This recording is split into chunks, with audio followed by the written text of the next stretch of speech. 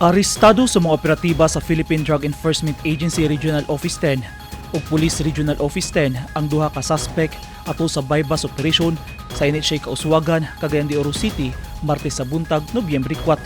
Subay sa report, pasado alas 10 sa buntag diyang gilusad sa operatiba gikan sa PDEA Misamis Occidental ug Misamis Oriental Provincial Offices kauban ng City Intelligence Unit ug Police Station 4 sa Cagayan de Oro City Police Office ug Regional Police Drug Enforcement Unit 10 ang operasyon.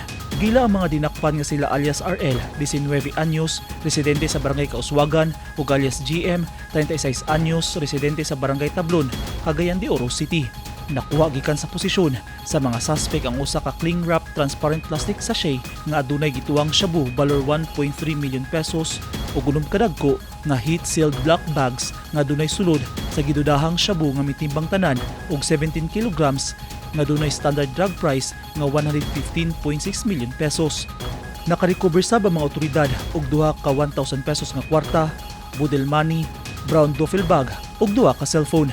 Nalapas sa mga suspect ang Section 5 ug 11 sa Article 2 sa Republic Act 9165 kung Comprehensive Dangerous Drugs Act of 2002. Nangapriso na ang mga suspect. Eugene Hinutan, Newsline Philippines. Stay safe.